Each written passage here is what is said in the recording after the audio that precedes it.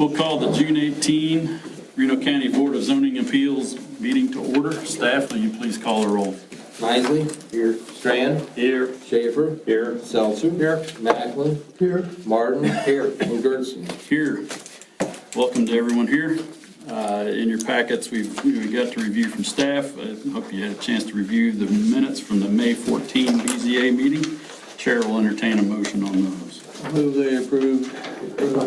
Move to second that. Been moved and seconded. Any discussion on that motion? All in favor of approval of the May 14 BZA minutes, say aye. Aye. Opposed, same sign. Minutes are approved. To ensure the rights of all parties of interest and to provide an opportunity for each party to address the Board of Zoning Appeals, BZA, in an orderly manner, the BZA will follow the fact-finding procedure which is outlined in the handouts in each chair. Your attention to this procedure is appreciated. All decisions by the BZA are final. Decisions may be appealed to the district court within 30 days of the decision. If a decision is made tonight, that decision will be based upon the record of information presented to the BZA.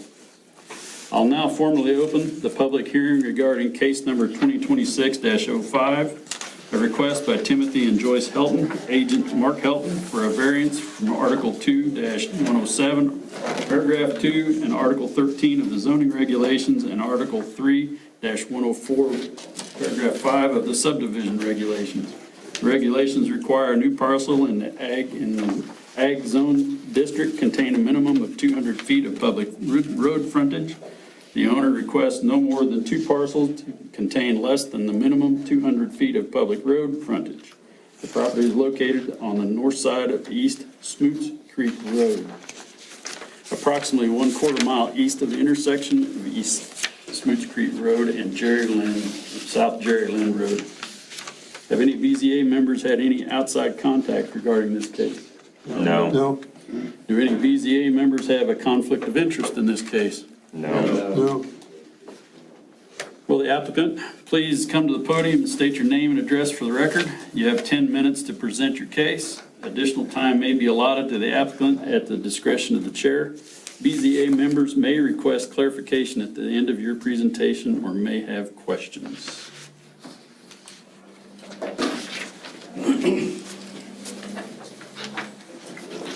Thank you all for the opportunity to address the board. I don't have a formal presentation, if you will. I think the outline here is it's a real unique shaped piece of property. There is an attachment there. There are 2 additional entrances, which is also spelled out in the presentation here, or in the paperwork that I've got in front of me. But basically, it was in CRP for years. My youngest son, Mark, is here with it. That's my son. Wants to build a house on the property. It's 71 acres. And with the piece of property in front of it was sold off. Actually, it was my wife's grandparents that owned that property for years. And it's still in the family at this point, with us owning it. And Mark wants to put a house on it. I mean, eventually that entire 71 acres will be Mark's, but it's not at this time. To be blunt, he can't afford to buy the whole 71 acres from me right now, but he wants to put a house on it. I don't have a problem with that. I'm going to continue to bale the grass off it. So what I use it for now is to put up grass out of some cattle. So with that being said, that's really all I've got to say. I mean, it's not like I'm developing it or anything like that. It's just that he wants to put a house there. I don't know if you have any questions for me. Questions for the applicant? I have one. Okay, go right ahead. Sir, just for the record, can you state your name and address? Are you Tim? Okay. Jay Helton. My address is 35200 West 21st Street North in Cheney, Sedgwick County. I live about 1.1 miles as a crow flies from this property. And my wife Joyce is here as well. Like I say, the people that live in front of that are people that we, Pat and Tom. Pat is Joyce's sister. So, I mean, we've had a lot of ties to that. I mean, all of the area around that are the adjacent properties. Okay. Okay. Thank you. Okay, now we'll hear the staff report.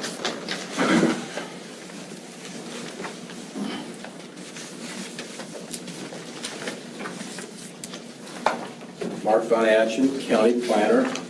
To help orient the board here a little bit, we are located on the South County line. The Smoots Creek is the county line road. North side is our county, south side is Sedgwick County. Cheney Lake is just a little bit to the north and west on the other side of Titan Road. So we're kind of on the east side of the lake. And as you heard, this is a request for a variance in order to create an additional lot out on this parcel, number 17, which is zoned agricultural.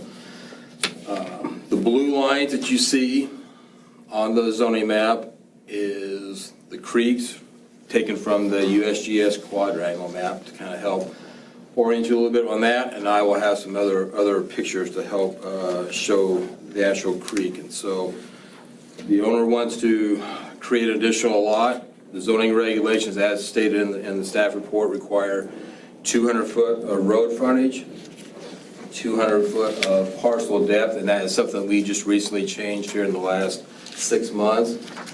Also with that, you have to have the other parcel, or what we would call the parent parcel, that also has to maintain that 200-foot of public road frontage. We don't have a survey of the property yet. We can do an estimate that there's probably about 300 foot of road frontage. So in order for him to split the parcel, he would need to have 400 foot of frontage in order to give each parcel at least 200 foot of public road frontage. We don't have that. We had many discussions before we got to this point on potential issues that we could resolve with that. We settled on needing to do a variance from our bulk regulations, which is Article 13 of the subdivision regulations. This is the site plan that was submitted here. The proposal right now is to create an approximate 5-acre lot that you see right here. You would have the 200-foot of public road frontage, and the other two side property lines would be greater than 200 foot. So if this is approved, that parcel would comply with the current zoning regulations. What would be left over would be an approximate 100-foot access road to lead to the rest of the parcel. In discussing this, the option was brought up by the owner that if the Board of Zoning Appeals felt a better option would be is to have two parcels that had, say, 150 foot of public road frontage or something in between. You know, your options are really wide open, you know, at this point.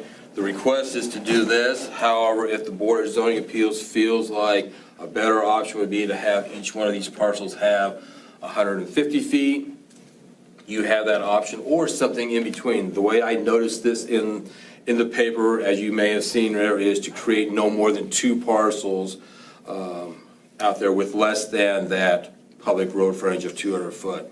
You can certainly do one, and you can approve it as this if you so choose, or if you think that it's a better option to have at least 150 foot, say, for example, of public road frontage, you can also do that as well. There's no issues with the way it was noticed in the paper or sent to the surrounding property owners. This is kind of an aerial view of the parcel.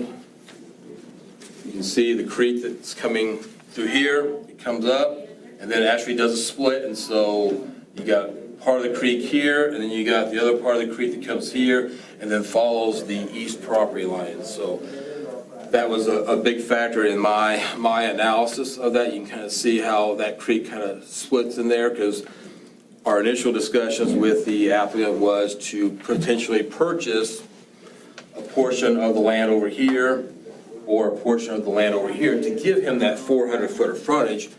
If he would have done that, that's something that could have been approved internally by staff. He would have had at least 400 foot of public road frontage, and he could have done a lot split, and we wouldn't be here tonight.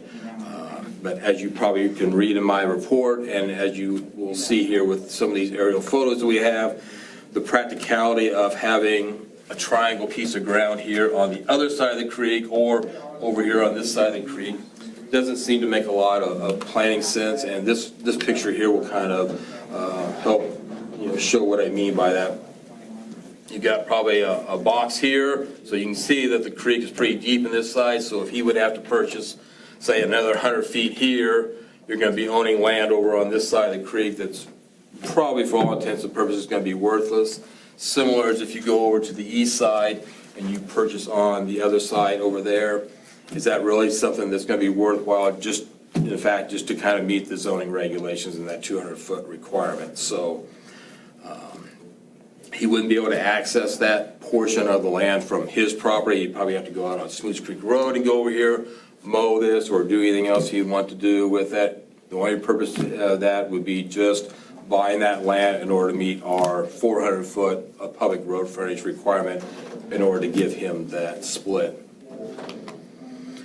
Pictures of the land, now these are taken in 2023 and taken from Google Earth, but you can kind of see this is on the west side of the property line. You can kind of see how deep the creek is right in that area. And so he'd be purchasing land that would be over to the west of this picture here. Center of the property. And then the east side of the property, and it's not on the property line would be kind of off screen here, but you can see he'd be purchasing a portion of somebody's yard, and the creek kind of runs through those trees here, and so kind of impossible to get to that area without clearing out all the trees, and then you've got the creek that you have to deal with as well out there. And so when I looked at that and discussed that with the owner, I didn't think that would be a practical solution to what we were trying to accomplish here. And so we were left with the issue of just applying for a variance and seeing what this board believes would be a logical solution with that. In order for you as a board to grant a variance, as we discussed last month in our training, there are 5 factors that you must review and find in favor of the applicant. If even one of those factors is found to not be in favor of the applicant, then the variance must be denied. I've included a very lengthy discussion of all those factors in your staff report here. At the conclusion of my analysis, I have found and recommend that the variance be granted to the applicant, because I believe that all 5 factors are found to be in his favor.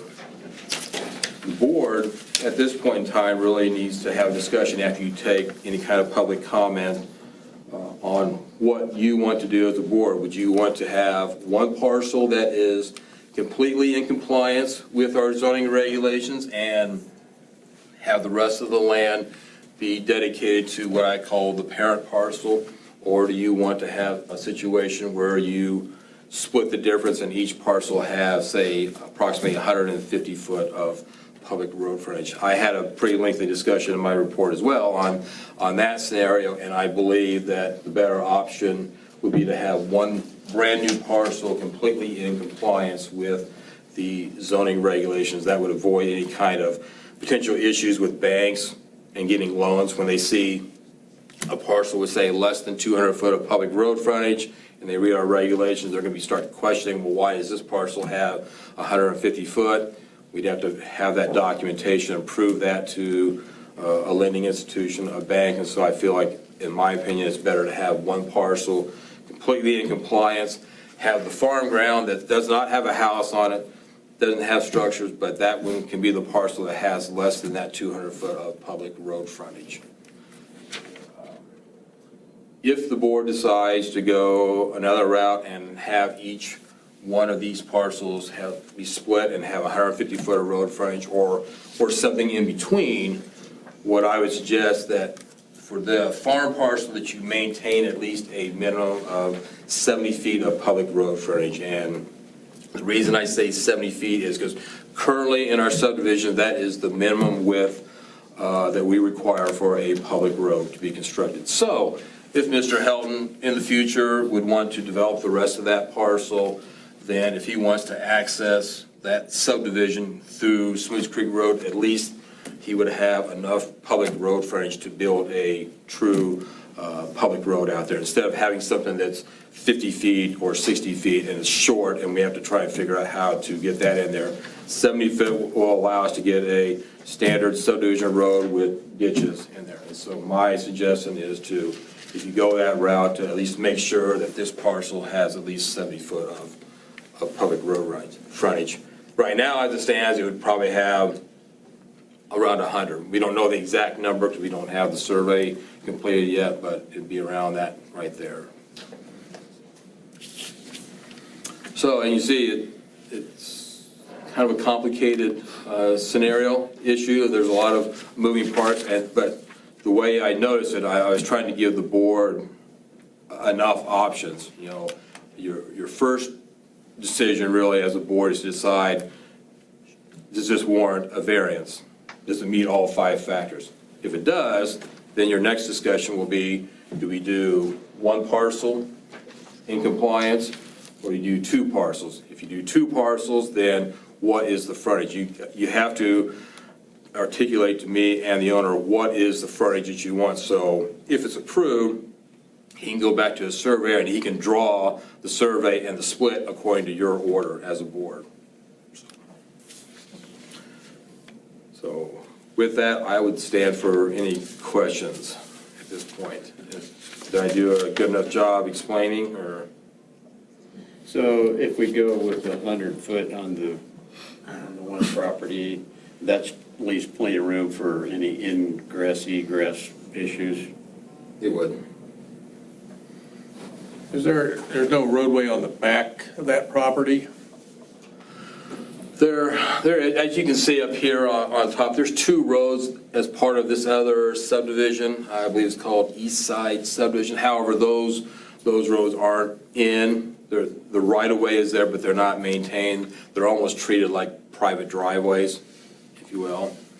So there is platted road right-of-way up here, and we discussed that. But again, you know, right now with the way our regs, in order to split that, you need to have the 200-foot of public road frontage. Those are only 60-foot wide roads, and so wouldn't be able to split it. Now, if he wanted to build, you know, on the whole 70 acres, then certainly you could probably use that road if it's in all the way, but it's not put in, so that means that the public road is going to be put in.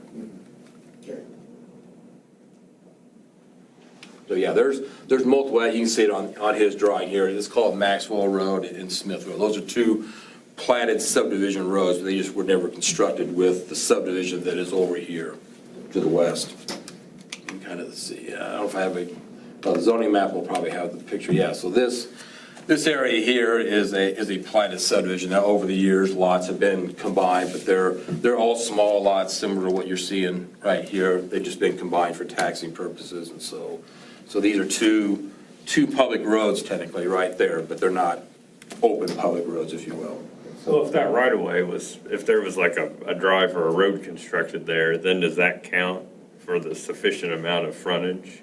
Or is it, since they just abut the property? No, it just. So even if the roads were there, it still doesn't count? Even if the roads were there. If the roads were in and he wanted to build on the entire 70 acres, then the answer is yes. But it still doesn't count for a lot split? Doesn't count for a lot split because the lot split has to have 200-foot public road frontage. Yeah, that's the issue, because we had that discussion. You know, if he wanted to build on the 70 acres, if he wanted to build up here, or if he wanted to build down here, get a permit and build, but he's wanting to split, and so because of the split, has to have the 200-foot of public road frontage. So if one or both of those roads would have hypothetically like curved to the north or south, then they might have counted? Sure. If he would have had 200-foot of public, yeah, if these for whatever reason connected in that scenario, then certainly, yeah, he could have split that off because he would have had 200-foot of public road frontage. So it's just, it's an unusually shaped parcel, as I discussed in my staff report, but I think in looking at it and looking at some of the areas, you could probably understand why this parcel was split off the way it was, because of the way the creek goes through that area. Mark, does the applicant know approximately where this new home is going to be located on this property? I have not discussed that with the applicant. We were mainly focused on can we get a split on this property. So this is his proposal right now. It can certainly change. You know, it can be greater than what is shown here. It can be less than what is shown here, as long as it's not less than 3 acres. Approximately how big is that new lot there in this? Approximately 5, I believe is what our discussions were. The applicant can correct me, if I'm wrong, but I think it was around 5 is what he was looking at. Is that the goal? About 5 acres for I them? believe so, yeah. He can maybe answer that in rebuttal or so, but yeah, I believe that was the goal that we discussed. And of that 71 acres zone ag, what is it presently used for? Is it pasture? Is it cultivated land? I don't know, I don't know, it's just agricultural land, so it could be used for either, I'm not sure, like, if it's hay or. He or mentioned pasture. in his presentation, he puts it up for hay. It's all hay ground. Grass ground, hay. Yep. We just harvest the hay off. Yep. So Mark, we're gonna make one compliant parcel, and the other one will be non-compliant, is this correct? If that's the board's decision.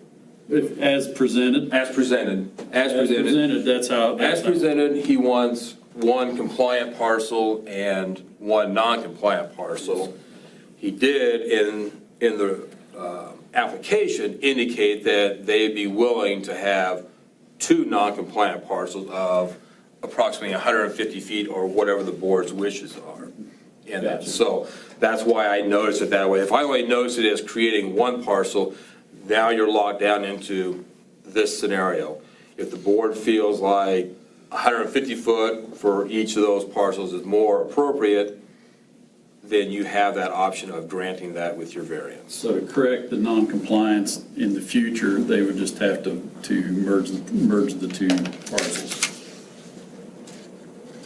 Correct the non-compliance. So in the future, you've got, right, let's just say I'm just putting a scenario together. We approve as submitted. You have a compliant with 200 feet of road frontage. You have a non-compliant with 100. Okay, as in the future, you retain, he becomes ownership of the full parcel, the non-compliant also. He can make that all compliant. He can revert, he can make that all correct. Yeah, he could go back and he could correct it, and he could put it all back together and do that. Okay. But with your decision, if you go that route, he could also have another person build a house on the rest of that farm ground. So, his house would sit in here, he could have another house sit anywhere else on that parcel if he wants, because you're granting, a variance. And even though that only has 100 foot of public road frontage, it's still now a legal parcel because of your actions. Gotcha. So he can do that as well. Now, any more than that, any further divisions, like if he wants to use these roads and build those out and create a subdivision, now we're talking about a whole different scenario. We're talking about rezoning and platting and building public roads under our current regulations. So, but yeah, so you're still, when we develop the regulations, it's usually 2 houses per 40 acres. We're not creating any more buildable parcels out there than 2, so. But he could, in the future, do a subdivision in there, because that's wide enough to do a township standard road. That's my recommendation, is to leave enough road frontage and whatever decision the board makes, if they want to come off Smooth Creek. Certainly, they can come off these other roads that are already platted, extend the road, and create a subdivision. Creating a subdivision is a whole different story, because you're going to have to rezone that property to residential, of some type of residential. That has to get past the planning commission. And then if it does pass the planning commission and the county commission, then he'd have to develop a subdivision plat, again, with that qualifier under our current regulations. Mark, if you can go back to the oblique photo, the imagery, yeah. That one or the What's- Did you have one closer to the front of the property? Yep. I'm trying to remember what the driveways looked like. It won't work. Oh, just delayed. Oh, Yeah. yep, that one. Okay, so that driveway, there's nothing surveyed here, but it looks like that under the proposed solution there, that would stay with that hayfield. And then there would be another driveway constructed for the house. Possibly, maybe not. I haven't got that far in our conversations. Okay. Would we have to have another driveway? Yeah. Yeah, good. Would we have to have one? Is there, Mr. Chairman, yeah. He didn't have to. okay, so he could It's just, like, it's like a scenario like on easements. I want 200 foot, the regulations, 200 foot of public road frontage. I don't care how you access it. Okay, you can access it off of somebody else's property if he gives permission. Right. As long as I have 200 foot of public road frontage, so if something goes wrong here, he can't put another driveway in to access his property. So, yeah, as Mr. Chairman said, yeah, he doesn't have to put a driveway in here. I believe he was intending on using that. Okay. Same family still, so Right. not an issue now. If this gets sold and somebody else's, then he may have to come back and put a driveway. well, and that's what I was wondering, if we get to a point down the road, 50 years and the properties go their separate ways, if we made like a smaller frontage for the new parcel, like 150 feet, is there going to be enough room next to that bridge to put in a driveway? Yeah, that'd be something we'd have to look at. I mean, you wouldn't want a driveway, Right. close to the bridge. I don't know the exact distance away, 40 foot. Right, but a 200-foot frontage, so we probably would have enough room to squeeze in another driveway. I think there'd still be enough room potentially to get a driveway in, but Where that original drive probably is within the 100 feet of the Yeah, that's what property I'd edge. be my guess. Yeah. You can always do the legal easement, when you record the deed. potentially, Yeah, there's other options. if the other owner will grant that easement. Yeah. So You'd think it would. that's why we require Right. the frontage. I mean, this new owner may not want that, so that's why we require the public road frontage. This is perfectly fine to use this now, but if in the future, if something happens, then he can still come back in and put his own Yeah, personal driveway in. I guess that was my worry, that, say somebody wins the lottery and moves to the mountains and the parcels go their separate ways, to make Good sure. question. It's a very good question. Okay. Yep. Any other questions for staff?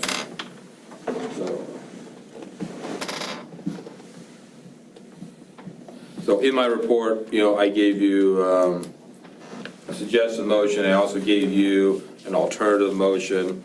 I also put in there 2 conditions of approval. And the first one would be the parcel proposed for the construction of the single-family dwelling shall comply with the zoning and subdivision regulations, meaning 200 foot of public road frontage, 200 foot of depth. And then the agricultural parcel should contain not less than 70 feet of public road frontage, such as what we've been discussing here. That would allow for the potential future, whether that ever happens or not.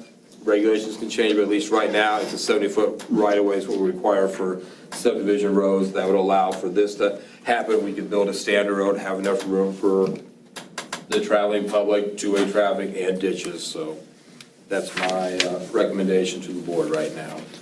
Certainly that can be altered by this board if you so choose.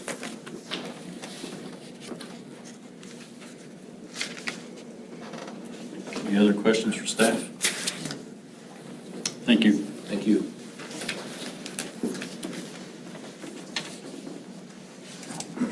If there is anyone in the audience who would like to comment on this case, you may have 5 minutes to comment. Please come forward to the podium one at a time and state your name and address for the record before commenting.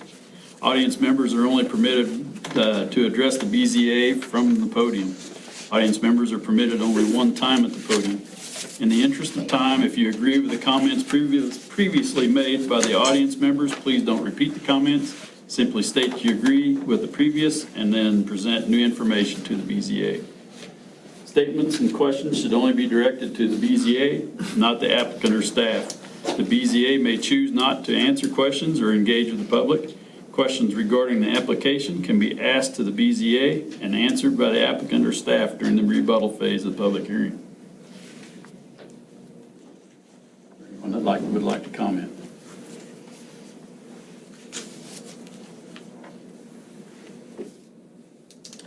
Does the applicant wish to rebut any statements made? Have any additional comments? Staff, do you have any additional? No, Mr. Chairman, I do not. Okay. Does the BZA have any further questions for the applicant or staff? No.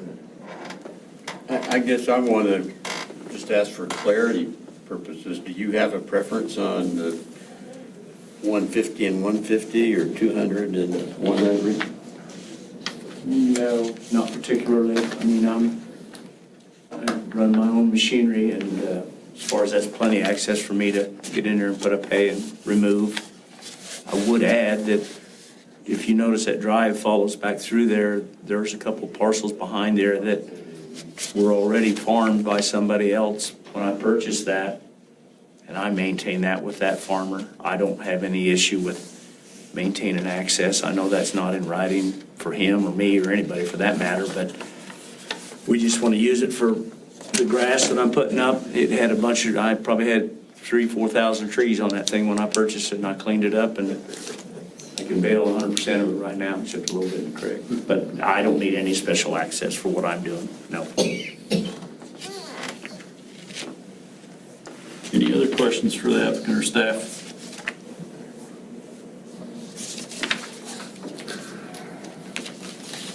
Seeing none, the public hearing is now closed. This is the time for the BZA to discuss the case and ask procedural questions of staff only. Acceptance of a variance shall be based on the finding the applicant has satisfied all 5 factors. If one or more of the factors is found to be against the applicant, the variance shall be denied. The 5 factors under consideration are: the proposed development would not be contrary to public health, safety, and public interest. The literal enforcement of the zoning regulations would result in unnecessary hardship because of the special conditions. There exists some condition which is unique to the parcel in question and is not commonly found on other parcels in the same district and was not created by the actions of the owner or applicant. The proposed development would not adversely affect the rights of adjacent property owners. The proposed development would not be contrary to the general spirit and intent of the land development regulations. Is there any further discussion or questions of the BZA?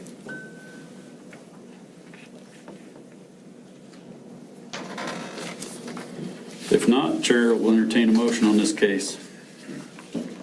Chairman, I move that case number 2026-05, the request by the Timothy and Joyce Helton Living Trust agent Mark Helton, requesting a variance from Articles 2-1072 and 13 of the zoning regulations and Article 3-104 sub 5 of the subdivision regulations to permit a parcel of land to contain less than 200 feet of public road frontage as required in the agricultural district be approved based upon the owner satisfying all 5 factors as stated in the staff report and heard at this public hearing and subject to the 2 conditions of approval. Second. Been moved and seconded. Is there any discussion on this motion? Seeing none, staff, please call the roll. Nisley? Yes. Strand? Yes. Schaefer? Yes. Seltzer? Yes. Macklin? Yes. Martin? Yes. And Gertson? Yes.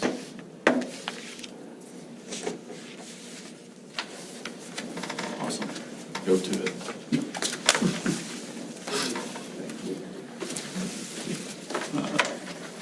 Any other business to be brought before the BZA? I don't have any, Mr. Chairman. Does the board have any? Chair will entertain a motion to adjourn the BZA. I move. I'll second. Moved and seconded. Is all in favor of adjourning the BZA, say aye. Aye. Opposed, same sign. BZA is adjourned. We'll change gears here.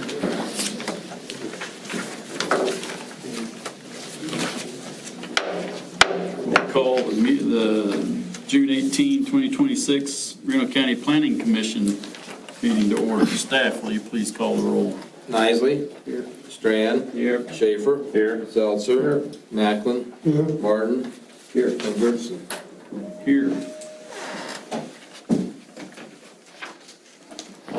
In your packets, we had movement minutes from the May 14, 2026 meeting. If you've had a chance to review those, Chair will entertain a motion for those minutes. So moved. I second. Moved and seconded. Any discussion on the motion? All in favor of approval of the May 14 Planning Commission minutes, say aye. Aye. Opposed, same sign. Minutes are approved.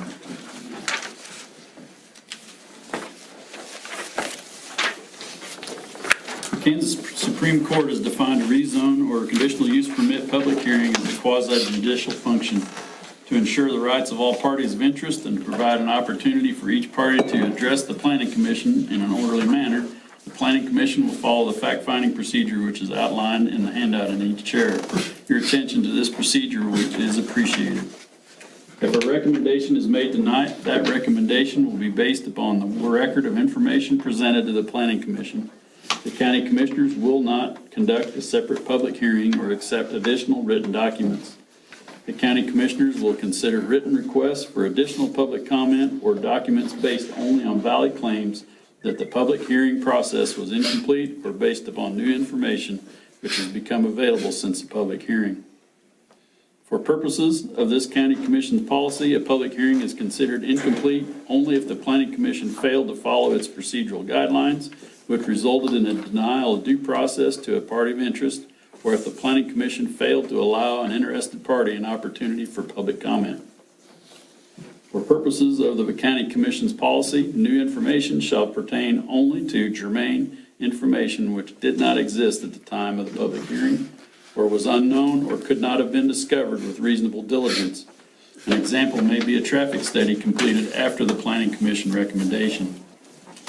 Planning Commission recommendation to the county commissioners will be accompanied by a summary of proceedings before the Planning Commission at its public hearing, along with a report and recommendation of the county planner, letters, informal petitions, and other information constituting the record of proceedings provided by the Planning Commission before and during the public hearing. If the Planning Commission makes a recommendation after tonight's public hearing, this case will be presented to the county commissioners at their next available meeting after the protest period expires. Contact planning staff or visit the website for county commissioner agenda items. Any party who wishes to require the county commissioners decide this case by a supermajority vote may file a protest petition pursuant to KSA 12-757 at the office of the Reno County Clerk, 125 West 1st Avenue, Hutchinson, Kansas, within 14 days following the decision by the Planning Commission. The form is on the Reno County website, Planning Department page. We will now formally open case number 2026-04, a request by Sam and Marjorie Miller, agent Lance Yoder, for a conditional use permit to establish a retail store that sells a variety of backyard structures on land zone R1, rural residential district.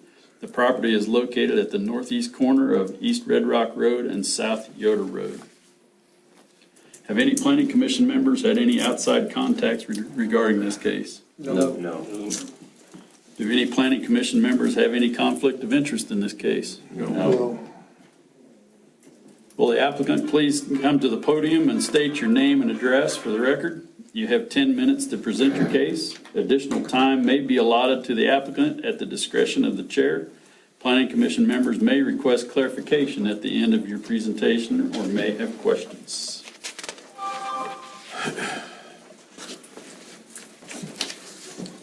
My name is Sam Miller, 5203 East Trail West Road, Haven, Kansas residence. Appreciate your time in looking at this rezoning that we're requesting. For just a bit of history, we were able to purchase the 40, or it's been 30 acres to the east earlier, and then my uncle Jay Schrock and Dan Garber had owned this with the intent of splitting it off into smaller lots. Dan would have obviously been the guy to do that if he could have, but they opted just to, I shot them a price and they opted to sell it. Had numerous requests already to buy a portion of that for development and have chosen to decline, kind of worried about the appearances and the nature of the businesses that we're requesting. But looking at doing a development where we would maintain ownership of this building and merely rent out for a lawn in garden type lawn and furniture retail location for Lance Yoder, not related closely at least. Looking at the structuring a building in, there is a waterway coming through. So it kind of, actually right here, it does show a little bit. So it would, it's a natural lot, if you would, on this side, structuring a building in there. 50, there we go. That shows possibly a little bit of the waterway. Shows some of the implements and pieces of furniture that are there without permission. He had asked earlier, I get just tons of requests to set things there to sell, and it's frustrating. If we do it this way, I could eliminate all of that and go into more of a commercial business, commercial retail location. Setting the building in like that, a 50 by 50 office, 50 by 60 warehouse right on the back side of it, with a wraparound porch on the Yoder Road side. Be a two-tone gray or black, darker gray. I don't know if any have been by Jerry Yoder's building just to the north. It would come in appearance very much like that, where you put some cedar in along with that. The building should be a very attractive building.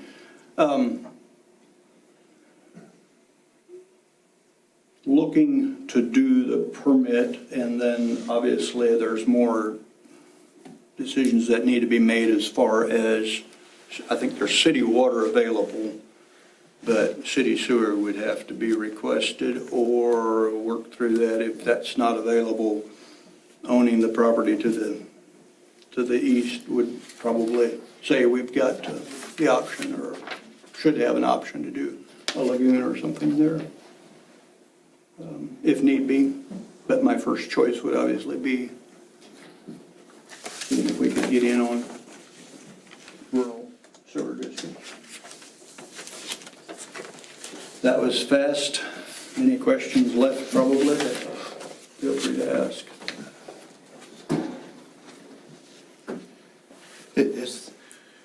Are you going clear to the east property line? With what is rented in this particular deal, yes. Good, good. Would come to the, when I say property line, I also do own this, Okay. but there is a fence, and we would consider that a property line. That was my question. We would have the square 40 on that corner.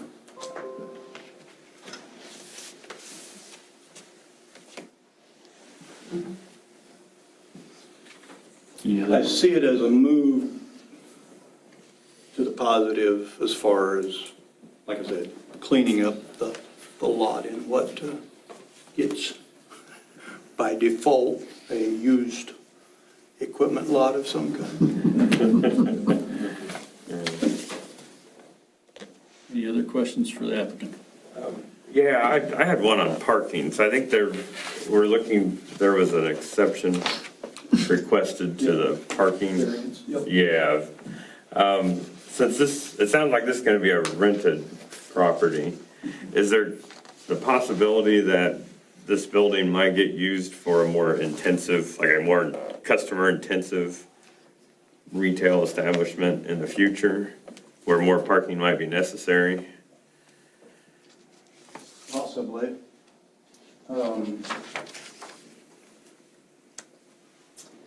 At current, I would think the parking would be a very minimal concern, but Yeah. I do hear where you're going.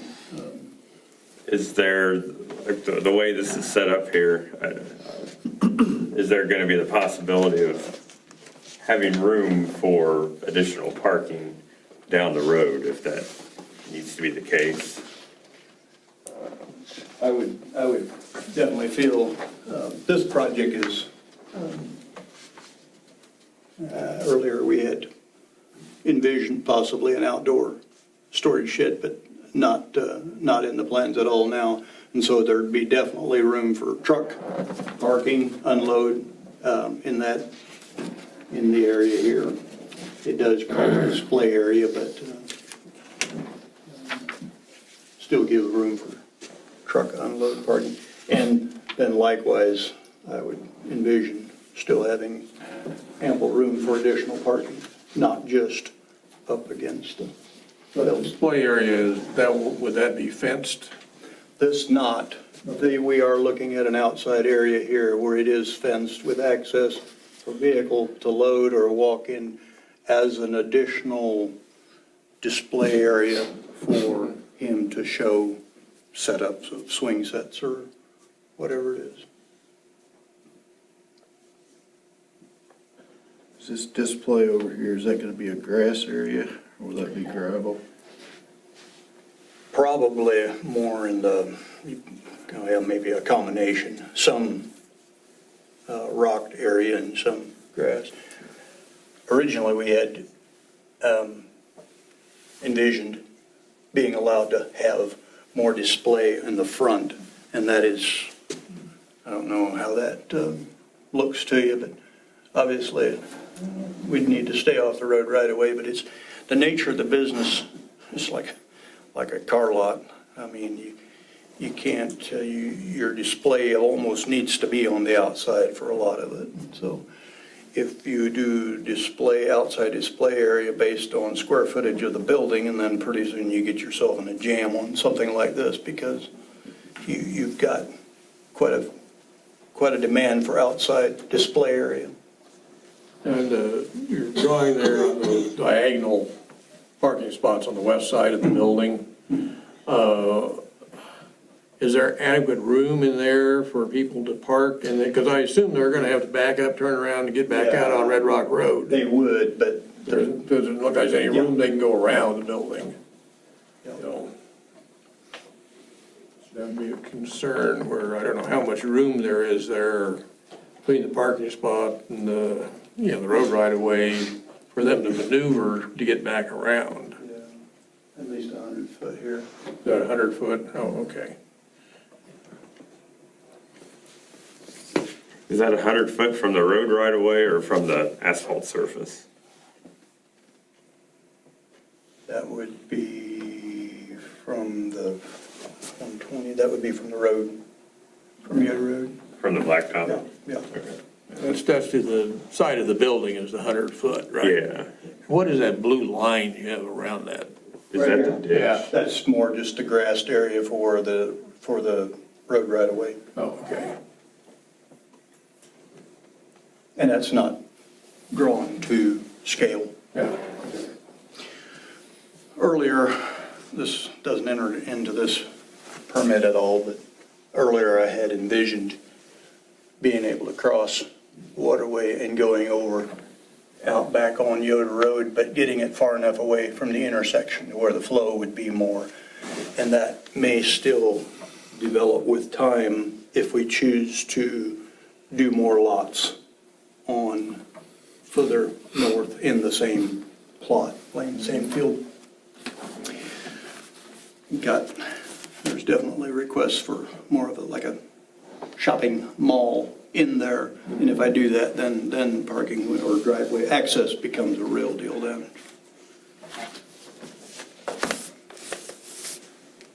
Any other questions for the applicant? Thank you. Okay, now we'll hear from staff.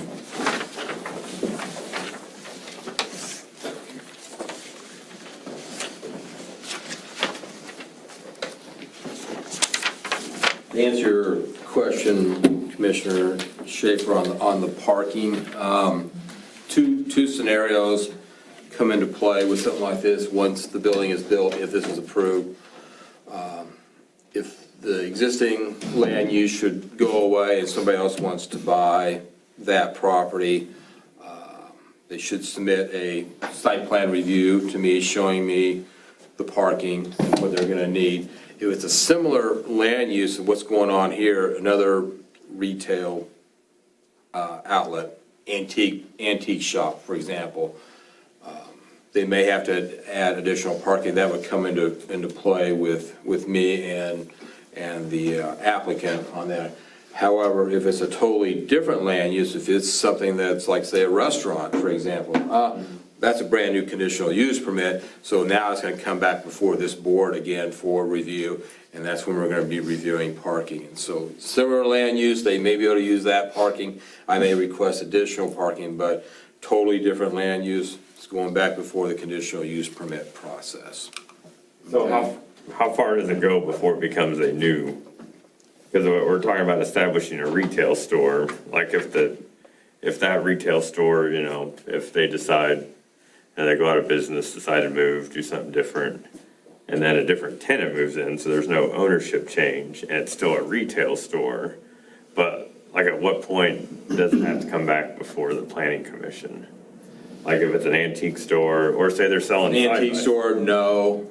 or like they're selling side-by-sides or something, Yeah, and fuel. something like, Saturday. it's like a car dealership or selling side-by-sides or something. Oh, yeah, that's totally different than just a retail store. You know, antique stores, you know, landscaping, supply, you know, that type of stuff. I think something similar to that category. That's really my call as a zoning administrator, where I believe that can be a similar land use what's occurring. So what happens in that scenario is this business goes away, a new one wants to come in, they talk to me, they tell me what they're wanting to do, and they say it's going to be, you know, a retail store that sells side-by-sides. I look at that and I make a determination as a zoning administrator that says, no, that's not similar to what was there before. You have to go through the conditional use permit process. If that applicant doesn't agree with my decision, like what we did with our training last month, one of the options is that person can apply to the Board of Zoning Appeals, and then you, as the Board of Zoning Appeals, can determine is a side-by-side jet ski business similar in nature to what was there previously, and then the Board of Zoning Appeals determines whether it has to go before the Planning Commission or as it can just be permitted by right. So, long process, that's something that's never really happened here, but that's the way it would determine. Usually, it falls on my shoulder to determine is that a similar use or not. If the applicant agrees with me, then we're fine. If the applicant doesn't agree with me, that's his option, is to go before the Board of Zoning Appeals. You as a board determine if that's a similar land use or not, so. How do you monitor that, Mark? Because, I mean, in this case, as I understand it, Mr. Miller would own that building and lease it out. So if the initial tenant with the lawn and furniture and whatnot, you know, doesn't make it, he's going to release it to somebody else at some point. You know, is there a requirement that before they can open the business up, they come in to talk to you? Yeah, I mean, the zoning regulations is the requirement. How do I monitor that? It's very difficult to monitor that, being one person or so. One person without building codes, because usually, okay, if you think of a city scenario, if you're gonna buy a building or lease a building and open up a new business, you gotta go to the building official and get a CO, or certificate of occupancy, to be able to get the utilities to be turned on, to be able to, you know, have the power turned on. That's what they require when you have a certificate of occupancy. In the county, we don't do that, and so it's usually trusting of an applicant, drive-by, people calling, hey, what's this new business? The appraiser's office is always a good resource. They call me all the time on certain land uses, and so it's not a foolproof method. I mean, you know, we kind of rely on, you know, in this case, Mr. Miller here, hey, I've got a new tenant wants to come in to move this building. What do we have to do to make this, you know, happen? And then we can go from there. So. I apologize for hijacking your presentation. No. Parking question. That's all right. That's all right. I wanted to answer that question while it was still in my mind, because I may forget, and I didn't want to interrupt Mr. Miller's presentation, you know, either for that matter. So, any other questions here? So I can get going a little bit on mine. As is kind of in Mr. Miller's presentation here, we're at the northeast corner of Red Rock and Yoder, right south of where we listened to the JY Construction presentation. His parcels are parcels 11 and 15 to kind of get you oriented a little bit. This area of Yoder is really transitioning to more of a commercial corridor. Parcel 40, as you may recall, is the coffee shop that was approved last year. Parcel 16 is a grocery store. You go on up to parcel like 1 and parcel 8, that's Yoder Metal. So you can kind of get the understanding and feeling that, yeah, this is turning into a commercial corridor here. And so this request, as you heard, is to construct a building for outdoor lawn ornaments and structures here. It's a situation where staff, have been kind of monitoring a little bit, as you heard in the presentation. It is currently a zoning violation for many years. If you drive that road, you've probably seen structures out there for sale. A few structures here and there, yeah, maybe technically a violation. I didn't do anything about that due to staff constraints and time here. Now it's kind of getting to the point where, yeah, it's time to do something. And then that's when Mr. Miller came in and approached me about doing a building out there. And so I kind of mentioned to him that, yeah, this is technically a zoning violation right now. It's ongoing, although he hasn't been put on official notice by me, to do that. So his site plan, as we looked at, the proposal is to have the 50 by 50 sales office area. That's going to be the area that's going to be available to the public to come in and purchase items for sale. The 50 by 60 shop area is where, in their staff report, they said that they're going to be assembling products there. The applicant is proposing a large display area on the east side of the building. You heard him testify that it's not proposed to be fenced or anything. It's kind of hard to see on this drawing. Another storage area is going to be on the north side. That is going to be fenced by a 6-foot fence. And then he's also proposing an outdoor display area on the northwest corner of that building. You see the parking stalls here that he is proposing to have on the west side and on the south side of the building here. Talking about the parking regulations, I had a fairly lengthy discussion in my report. When you take into consideration the office land use and the warehouse land use, I calculate a total of 19 parking spaces that are going to be required for this development. As you can see in the site plan, he is proposing to have 10 spaces. The plan of operation also said that he could have between 1 and 3 employees there. So where are those employees going to park? Are they going to be parking in these parking spaces here? Assuming that was going to be the case, now you're down to 7 parking spaces for the public to be able to come into that building. Without, more spaces, you could have potential of people parking all over the place, hopefully not parking on the road. There's some pretty good sized ditches there, but you could have that situation, or parking in areas of the property where they don't really belong. And so in my recommendation here, I believe that we should have at least 15 parking spaces there to do that. The reason I came to that conclusion, it's less than the 19 or 20 that is proposed by the regulations, and it's greater than the 10 that they are requesting, so I'm kind of in the middle of that. I believe that 7 parking spaces left over once the employees are there is not enough parking for that land use. He could certainly, Mr. Miller may have some additional thoughts on that here, but that's kind of where I landed with the parking. He's also requesting a waiver of the permanent paving requirement, the parking space requirement as well. The regulations also require a loading space be installed out there, and they don't have a use for that at this time, and so he is also requesting a waiver of that requirement. One sign is proposed to be located on the property. It was not shown on there. It may be located on the building. A lot of the other write-up has to do with, this is a corner property, and so any kind of structures could be a fence or it could be a sign.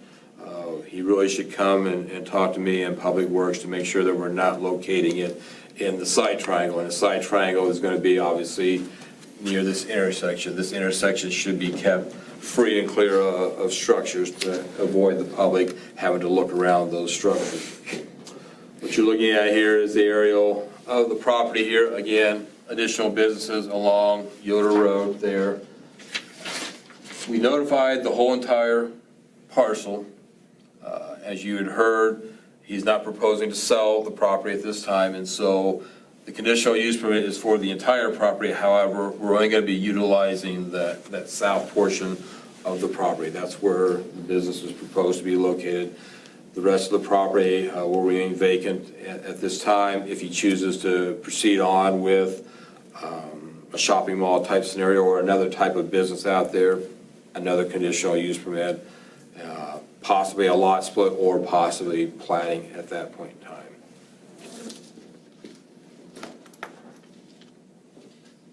The last part of my report has to do with the factors that you need to consider when making a recommendation to the county commission. As you probably have read in here, I have reviewed all those factors, and I have found that the majority of them, are in compliance with our comprehensive plan and support this application here.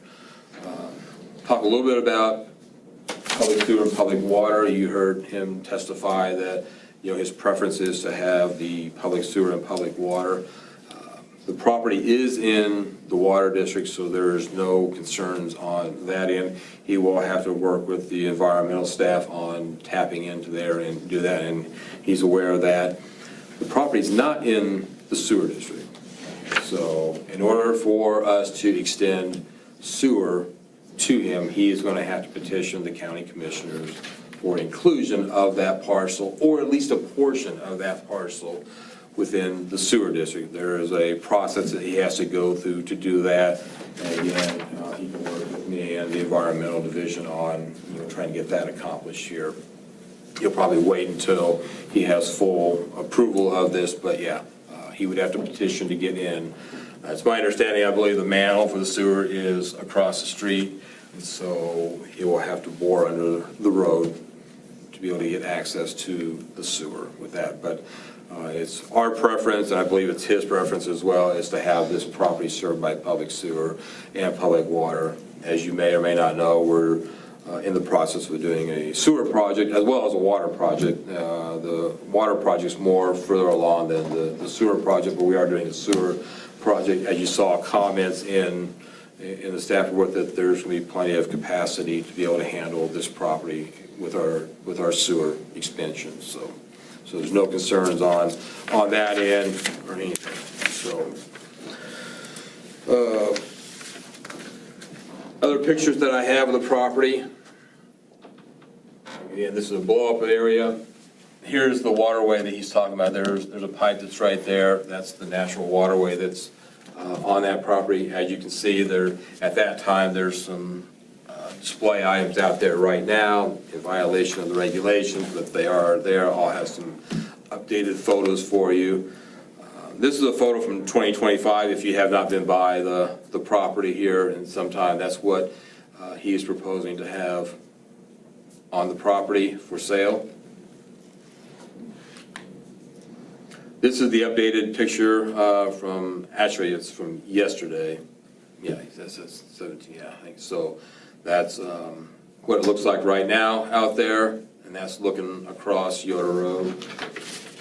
And that is the view looking north across Red Rock. This is the sales office, I believe, that's been recently put out there in the last 2 to 3 months against the regulations. It's not requiring a permit if it's a 10 by 12 structure or less. However, you can't use the area as a sales office, especially when you're going through the conditional use permit. Probably in years past, it's my understanding, he was doing everything, just transactions on site or at his house. That was recently put out there against my advice. I had advised Mr. Yoder that 10 by 12 buildings don't require a permit, but you can't use it as a sales office, especially when you're going through this process right now. So he decided to do that against my wishes. Biggest concern, I guess, in my mind, that I think the board needs to have a discussion on, and you probably saw a lengthy discussion, is on the outside storage areas. You're looking at an 80 by 80 area potentially. You got this area here, which I believe in my report it says like about a 30 by 50. And then you're looking at an area up here that's going to be outside storage.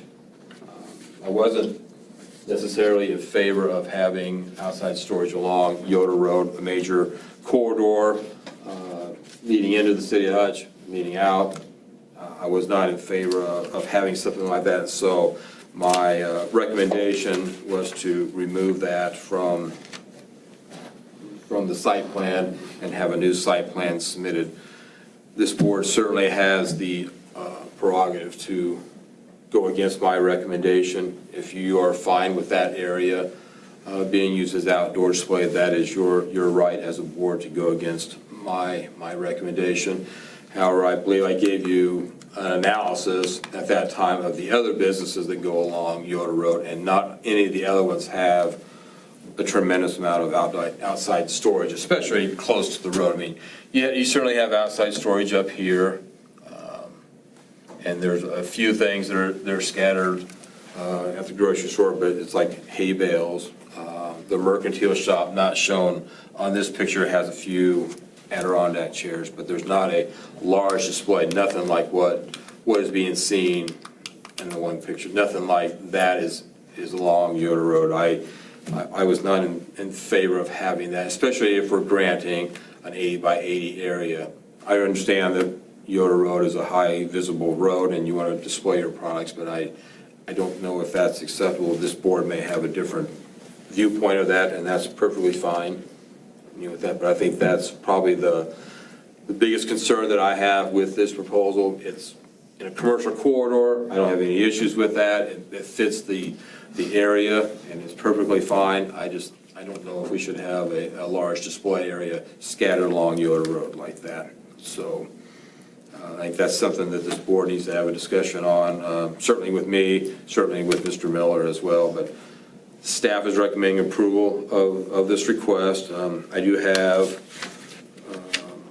11 conditions of approval. First one is no visible display or storage of merchandise for sale shall be located along the right-of-way of Yoder Road. Display items for sale along Yoder Road is not permitted. Other displays or storage area is permitted per the site plan. And then the owner, we want to make sure we say that he's permitted to exceed the outdoor storage requirements per Article 9, 104.2. In my report, I said I think he's limited to 20% of the floor area. That equates to about 1,100 square feet of outdoor storage area. So he's got way more proposed than what is currently permitted by performance regulations. And so he's permitted to exceed that. 30 by 50 display and storage area shall be entirely enclosed by a minimum 6-foot-high fence. The owner shall provide 15 parking stalls available for customers and employees. Again, prior to any kind of fence installation, especially on the perimeter of the property or at that corner, then he shall have that proposal reviewed by Public Works to ensure that there are no site triangle issues. Any lighting of the sign, parking area, or the building shall be shielded and directed onto the property. No lights on the sign shall be directed onto South Yoder Road or East Red Rock Road. If the board chooses to go with my recommendation, then number 7 on the conditions of approval will apply. Prior to placement on the County Commission agenda for final consideration, the owner shall submit a revised site plan showing the installation of 15 parking stalls, the removal of the storage area along Yoder Road, and any other modifications this board chooses to implement here with your recommendation. If you choose to go with the applicant's proposal, then your motion could be to eliminate condition number 7, because if you're going to approve it per his request, there's no need to have this on here. Conditions 8, 9, 10, and 11 are our standard conditions of approval that we place on all condition use permits. Construction is subject to approval of all divisions under Public Works. The applicant shall meet any applicable federal, state, or local regulations, and we reserve the right to rescind the conditional use permit if there's any kind of violation perceived out there. With that, I'll conclude my presentation and stand for any questions. And Mark, as I see, there's basically 2 or 3 main differences between your proposal and what Mr. Miller's is. First, the parking spaces, you want 15 and he has 10. Secondly, you have proposed that all the display areas and outside storage areas be fenced with a 6-foot fence, is that correct?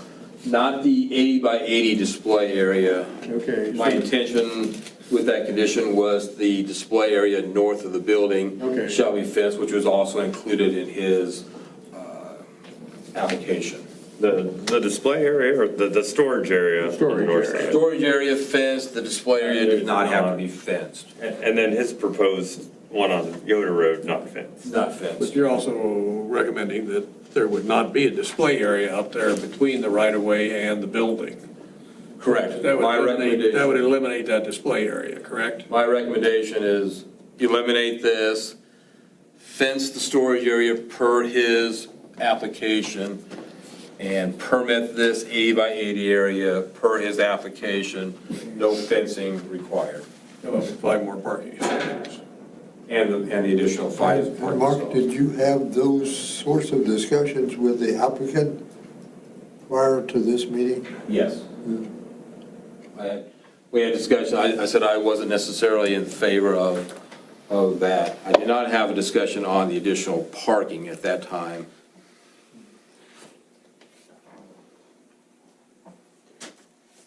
Is there room for more parking spaces south of the building? Then, yeah. Yeah, right in there. Yeah, down in here, yeah, you could put additional parking. Okay. Yeah. So, I mean, a little Yeah, more this isn't gravel. drawn to scale, yeah, I believe. I think he was talking and showed, putting the building in the middle of the lot, so yeah, you could put additional parking, create a drive aisle, like say 20 foot, whatever, and then you could have an additional 5 parking spaces south of there. You can move those 5 down south and have 10 down at the bottom. One way to do it, yeah. Yeah. Mark, on the first page of your report, it says, this section will, talking about the building, will have a wraparound porch that faces South Yoder Road. Yes. And that, under that wraparound porch or on that wraparound porch, product display would be okay. Yeah, it'd be on, because I believe he's looking at a concrete apron around there, so if you wanted to put chairs or other smaller items, that would be acceptable. I think it's. A lot of the items that he's selling are larger than this. Yeah, if there's other small, I mean, we don't have a list of every single potential item that's gonna be displayed. It could be chairs, or it could be other smaller items that would fit under that porch roof there. Something like that on that concrete apron would be acceptable. You know, porch canopy can be Yeah. quite high. So I guess I'm just recognizing the marketing value of this location and wanting to find some compromise for product display that doesn't look like what we've got going now. So is it aesthetics then that people are bothered with this? Like as it is To me, now? it's aesthetics. It's an aesthetic thing, okay. Yeah, all this, it's probably close to the road right away, but I believe it's all out of the road right away, so it doesn't affect, public works Right. operations as far as mowing or anything like that. Yeah, everything, the sign is probably pretty close, but the other products, I believe, are set back enough to where it's not gonna affect operations or anything. It's just more of an aesthetic thing. So that's what, I guess, the individual be running this business is envisioning the display area would be very similar to what's there right now, Potentially. correct? I think think Garth makes a good point that, and a lot of the commercial value of that property is the Yoder Just Road. visibility, yeah. Yeah. Oh, yeah. Because I know my wife and I, you drive by and you notice those kind of things, and if it's over on Red Rock Road, You're not gonna see it. no, we'd never see If it's it. over behind the building, you're not gonna see it. Yeah, exactly. Yeah. Yeah.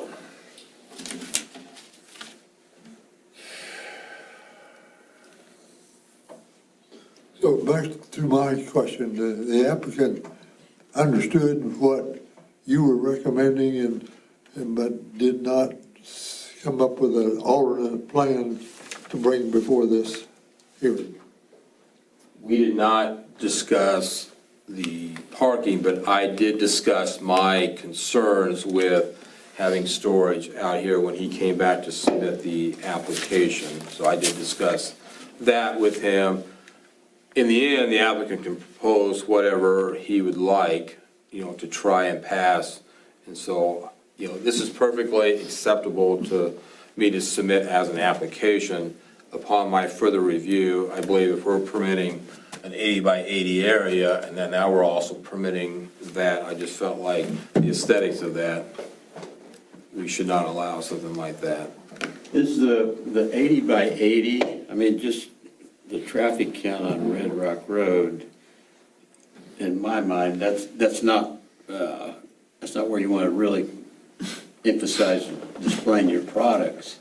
So if that could be fenced, thinking there is a need for outside storage of unsold product, if that would be fenced, maybe not in total, but at least a visual fence from the road, would that create some flexibility for the west side of the property? To fence the display area on the east side, because I'm not requiring that area be fenced. Yeah, I know, but if it was, that would minimize the amount of outside product display.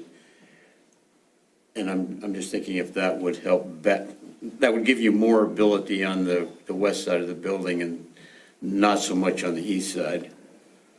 I mean, I don't think the value of display where that 80 by 80 area is shown, in my mind, is not nearly as important as it is on Yoder Road. Like I said, I don't know all of the products. It wasn't articulated in the application what he has in mind to store out there. Those, to me, are probably extremely large outdoor structures, wherever that is. And so that's why he has that out there and did not want to have that area fenced. He didn't see the need for something like that.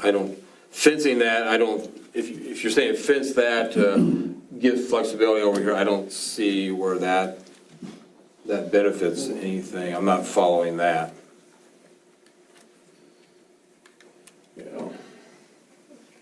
Yeah, I don't see any real benefit from fencing that 80 by 80 area at all.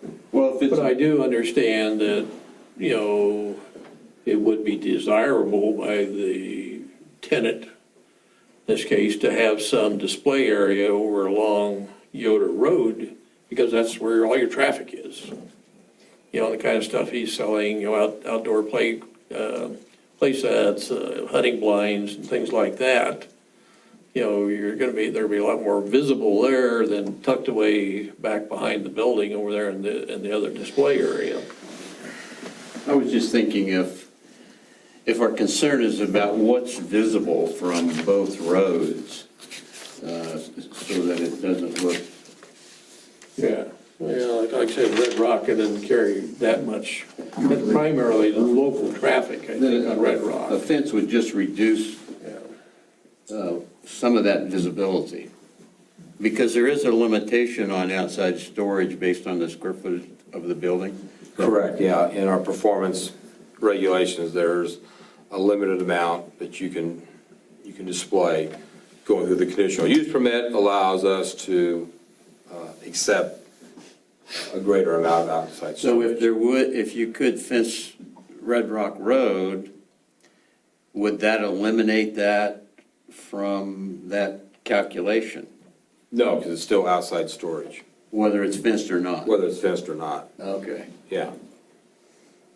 Yeah, whether it's fenced or not, whether it's in trees, no, it's still outside storage. Inside storage would be inside a building.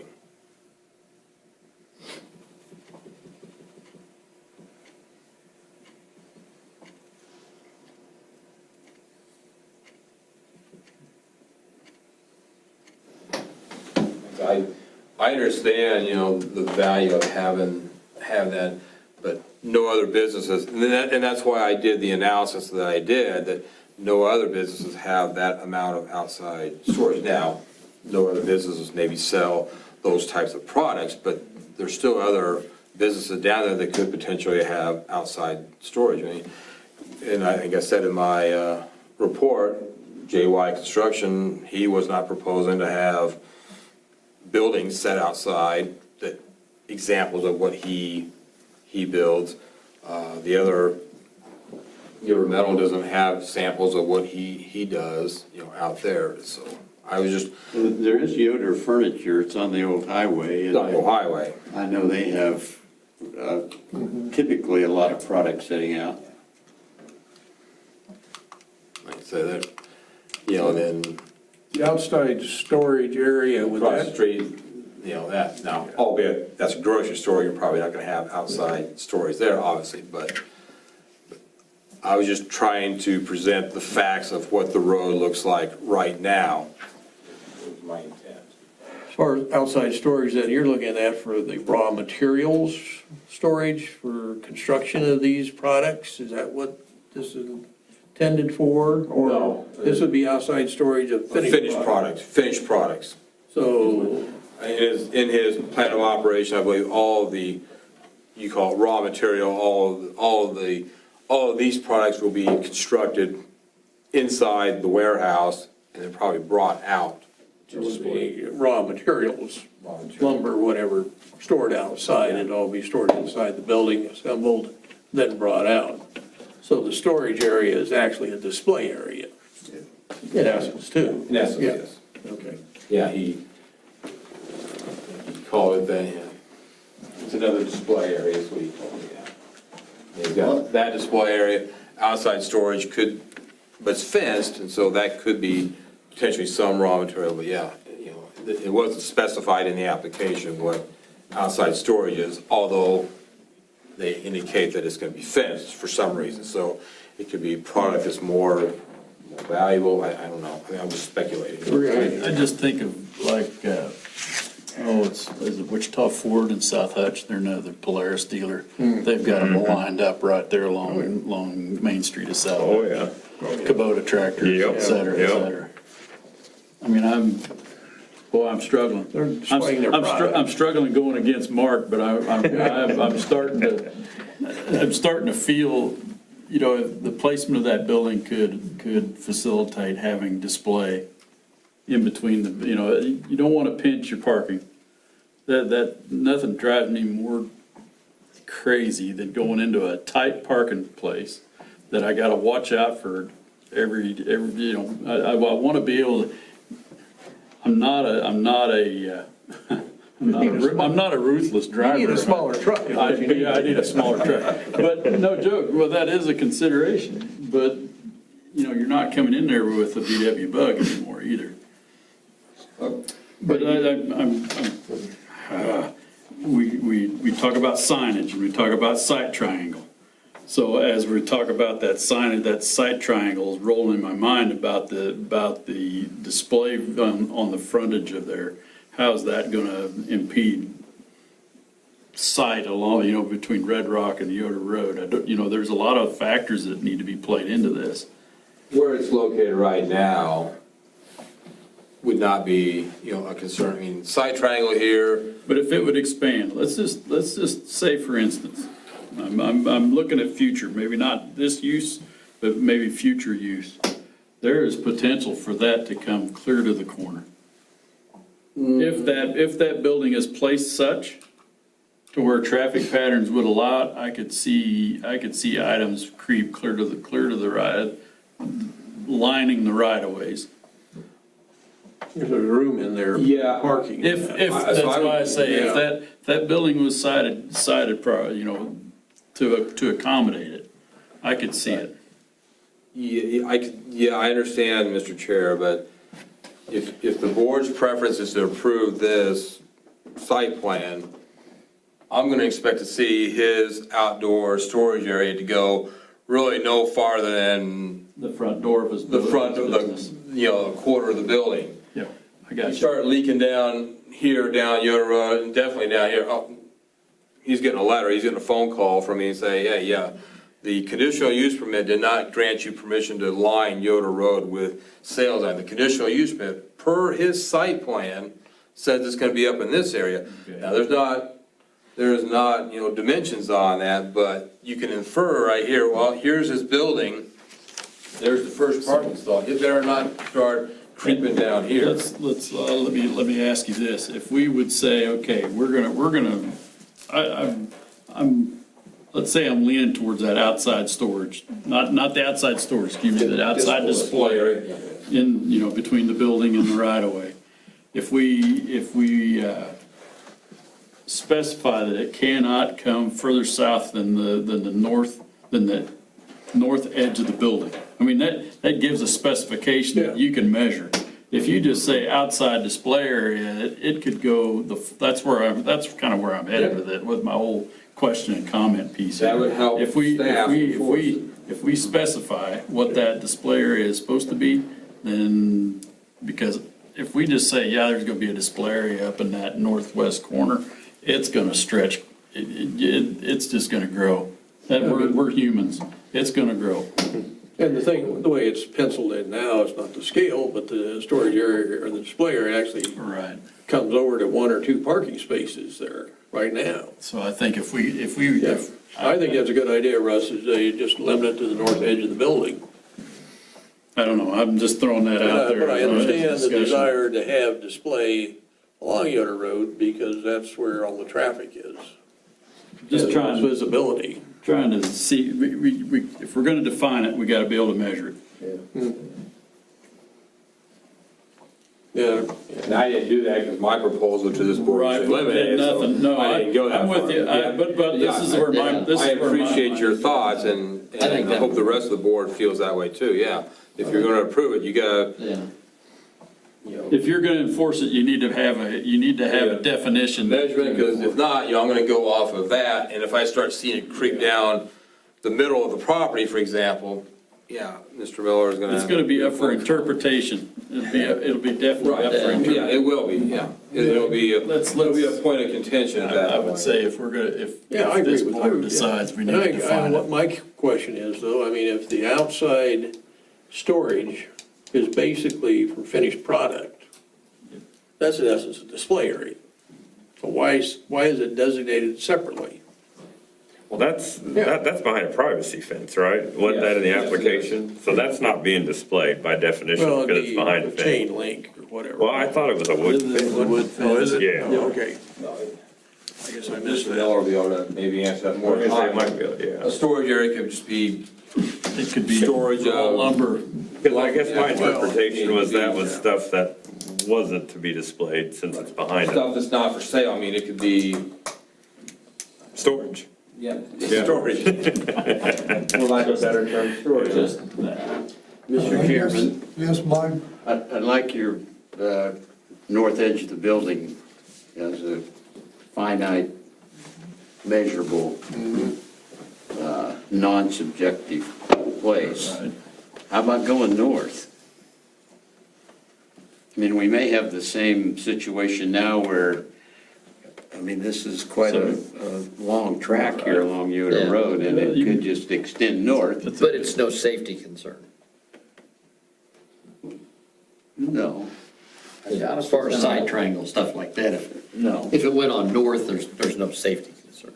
But that's the problem that we're having now is the visual impact of what's there now is just, Bring back that the proposal picture. He's Okay, not, not to exceed the dimensions of the outside storage fence for the North is the waterway. Yeah. So if you define it, I agree.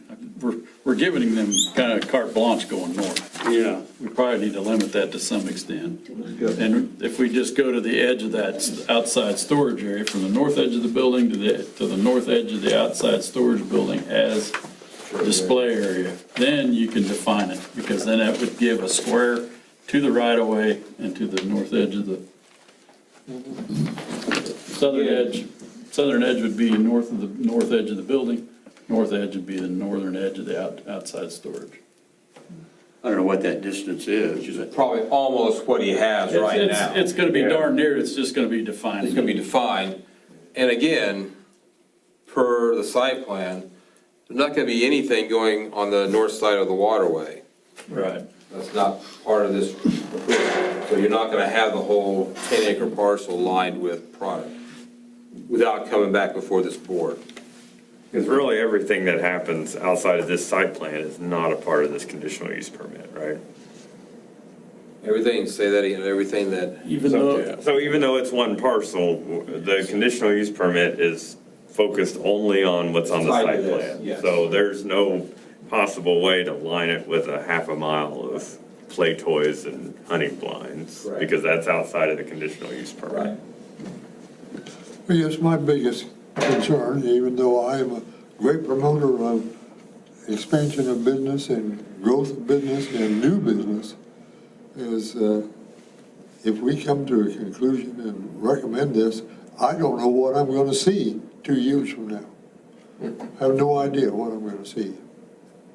That concerns me. It seems to me like that, almost to the extent that maybe our recommendation is the applicant take all of this information that we've shared with each other and with our planner and give us something that we can put our teeth into and say, I like it or I don't like it. Right now, I don't know what I'm going to get.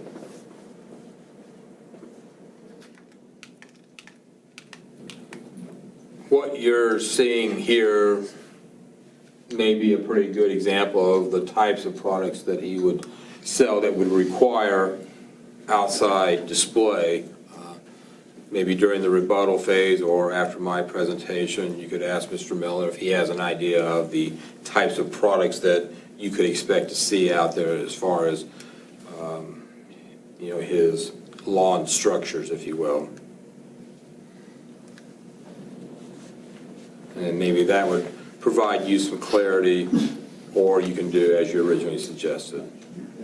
My mind is going to the corner of 30th and Lorraine, and you've got a Dodge dealership there that parks a truck up on the rocks, and he's got an area that they display a vehicle for that month or that week or that day, and it could be a similar thought process with an area like we were proposing. I don't know. I'll let you finish, Mark, and then we'll ask the applicant in rebuttal. I've concluded, unless the board has further questions for me. What if he would decide to start selling lawn equipment? Equipment.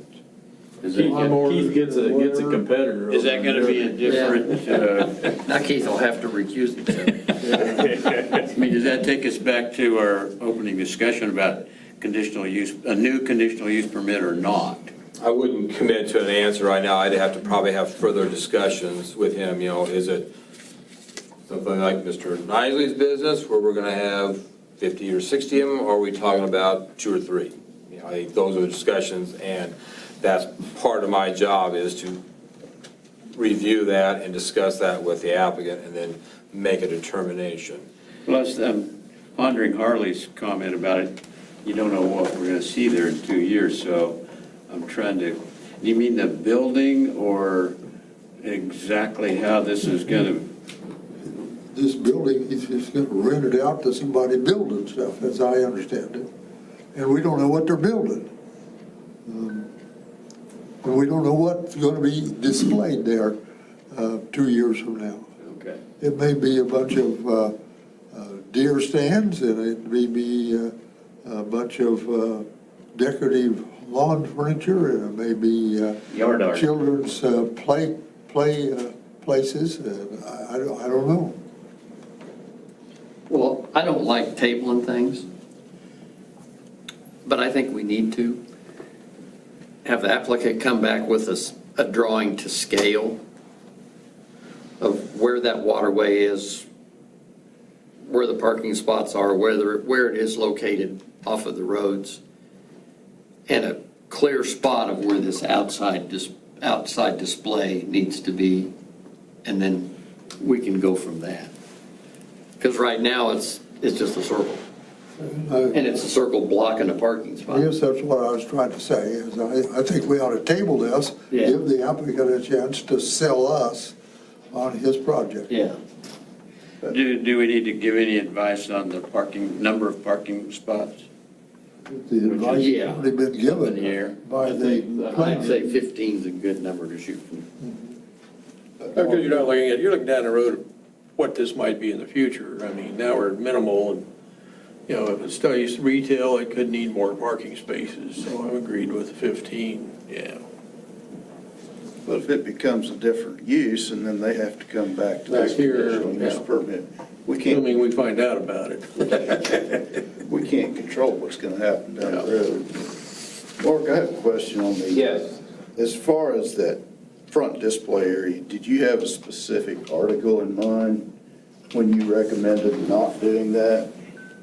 Or was that just more of an aesthetic? Oh, no, it was more just an aesthetic thing, you know, it's your prerogative, my prerogative to say, no, that's not appropriate for this location, based off of aesthetic. Yeah, there's not a specific zoning regulation that says no display or anything like that. I feel like that's part of the market value of that property, and so I would like to see a compromise of some kind. If we can give it definition, I think that would be helpful. Yeah.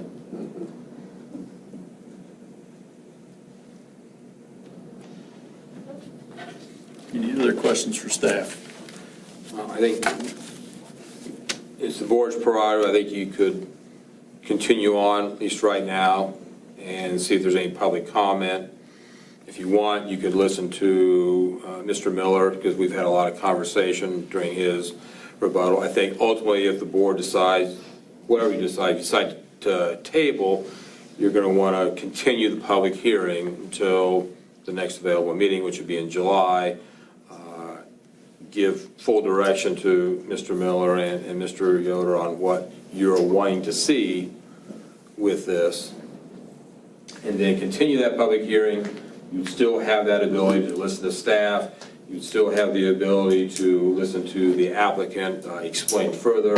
Plus, you would have the ability to listen to anybody in the public that would also want to further comment on that. I'd like to hear a little more comment from Little in the rebuttal phase, and that way we can give some admonition to the applicant what we'd like to see coming back. And go from Yeah, I think that sound. Yeah. Okay. keep going. Thank you, staff. Thank you. Is there anyone in the audience who would like to comment on this case? Nope, okay. I have a suggestion. Can I go ahead? Yeah, sure you can. You have 5 minutes. Well, I noticed he has a building around there. Yeah, identify Why yourself. couldn't he? You might identify yourself for the record. Stan Jansen. What else do you need? Right. Address. 5315 North Beeler Road. And I've driven by this, and I think for display, he could build that building and have a lean-to all the way around that building and have his display against the building. Plus, the parking could come up against all his displays. They could park right in front of what they're looking at to buy. If he has the room for that or not. But that's, he'd have a lot of 15, he'd have more than 15 parking spots if he did that. So that's just an idea. Thanks. Anybody else? Mr. Miller, would you have any additional comments you'd like to make? Actually, I wish really bad that Lance could have been here tonight. He's the one doing this. He's an extremely professional young kid starting out this business. He's looking at doing a lot more in the line of a pinned gazebo type lawn furniture, bigger structure type things along with the play sets and things. He would very much be making a difference between the word outside storage and outside display. There's a huge difference in this deal. I did call him just before the meeting and mention these for several comments about no visible display or storage of merchandise for sale between the location, between the building and Yoder Road right away. And I don't want to, he don't want to be threatening and I don't want to be threatening, but that almost may be a game changer on the location as a whole, because that is what he's going after. Is originally the design would have been more, the parking has been a sore spot for us because we did this just to try to get spots available. Originally, it would have been more, this entire area in front of the building would be into more of a grass and more of a display area in front of the building. The building with the wraparound porch I would expect to be loaded down with anything from barbecue grills to any kind of outside lawn furniture. I do hear the concern about visibility. However, it is obviously the most open portion of this intersection. The other buildings are really tight to the intersection. I'm not saying I want equal treatment, but it is a legitimate concern. I'm not saying that we shouldn't be concerned about it, but the discount is right close, and the coffee shop has parking space issues big time, and it's tight and it's close, and here I feel like we've got a fairly wide open area, and there's the employee parking would be no problem to do those in the back. That's not an issue. And in lieu of some garage doors, even giving up some garage doors to get this, but I can hear the comment about trying to get it cleaner for presentation if we need to do that. We've been pushing, so obviously we'd like to move on if we could, but Lance Yoder is from the Pleasant View area. And so if the display isn't an option in the front, I'm not sure how much appeal the property will have for it, if I can say that kindly. I guess, again, we're just going based on the schematics Gotcha. you provided us with. Gotcha. So, I mean, it's also possible for you to reimagine in this a little bit to try to move those parking spaces to the south possibly, or move the location of the building a little bit to try to accommodate, the parking issue we're looking at, but also provide for, the display area that I think we realize is an attractive part of that piece of ground. It is drawn somewhat to scale as far as the 355 feet here, the building being 110 feet, the building being off of Yoder 100 feet. So now you are at 210 feet out of 355. But it makes it look like it's really tight here when it really isn't that tight. Sam, if staff's going to park in the back, then show the parking. And that adds to your parking. Gotcha. Yeah, because I don't know about anyone else, but I think if the parking, like if there were ways to accommodate the parking, then I think we can come to at least I feel I could come to an agreeable conclusion on the display area that I think everybody can accept in one form or another. I don't know about anyone else. Put 5 parking spaces on the back of the building. Yeah. There you go. You got the east side of that building to make for a future roadway going through there, is that kind of? That was the purpose of doing it that way. His question is a good question. This is immediately across from the bus barn, which is the school's bus barn, so it allows a truck to swing wide if he needs to. It does make those 2 driveways line up very nice.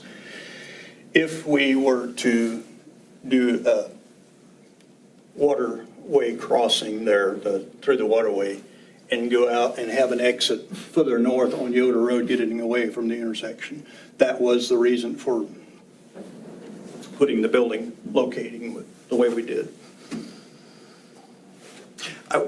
It's not fair that Lance, I wish he could have been here. He's a very professional kid. I do not expect anything but a very, very clean lot coming from him. He's a good kid.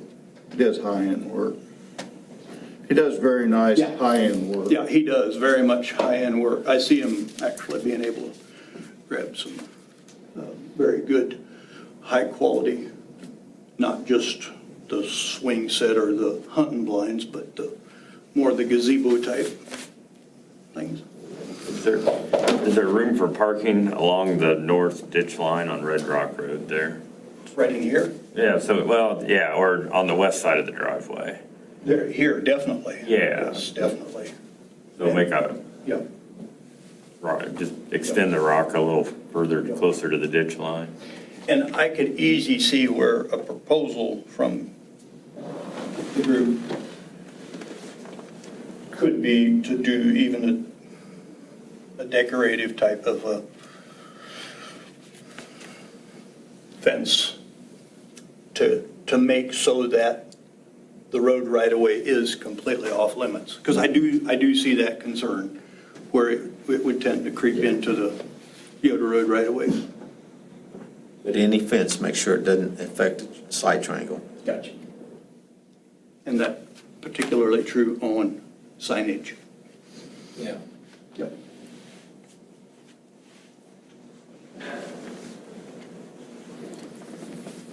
Do you think that Lance would be able to be here next month if we were to table this? I'm sure he wants to push, but rather than getting a comment that we just about, I'm afraid we can't stay in compliance on that no visible storage in between the building and Yoder Road, that's just almost going to be a game changer. So I would rather wait. and do it Kicking the right. can down the road another month or two Yeah. for you to get it through, You got but rather get it right the first I time. would much rather, I would much rather. I think we're pretty much in agreement he needs outdoor display. Yeah. I think you just need to come up with a plan that, it just doesn't look right because it doesn't look like it's drawn to scale. Exactly. And if it was just drawn a little better and we knew where the north boundary was and stuff like that, it'd be a lot easier to approve it. Possibly be able to have it drawn in off of an aerial to where it is truly in scale. The lot is also 155 to the waterway, and there again, if you're talking 50 feet. 50 feet on either side of the building. Yeah. So it's close, but still doesn't. Let's go ahead and table it, continue it or whatever. So do we need a motion to continue? If that's the pleasure of the board, and have you given, does the Staff. applicant know the direction and what is requested of them? Parking is a big piece. Parking display area, a little better defined So you're wanting, layout. so the board, it sounds like the board is wanting a revised site plan showing the, I just want to make sure the applicant's aware. Yeah. Even in your in your conditions, you're gonna rely on the submission of the CUP to the county commissioners prior, you weren't gonna submit it prior to seeing a revised site plan anyhow. Right.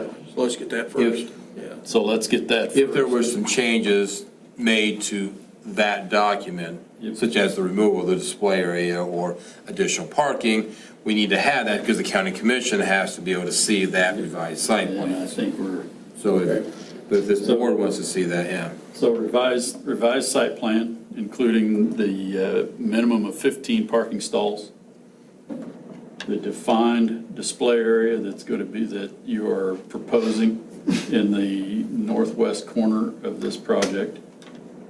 And what was the third piece? There was two, there was just two. Pretty much it, yeah. Parking in the, I want to add one more. If you mentioned here, just at the last, this fence along, this is the first time we were hearing of it too, proposing and putting a fence along the right of way. It would be decorated. If you are if that is going to be part of the new proposal, we need to know what you're going to put in there, how tall it's going to be, what it's going to be made Just like a of. wood rail. That's fine, just add, just complete it into that. Okay, And like the length of it, Yep. okay, like the length. got you. Like the distance from the intersection where it's gonna end, because like I say,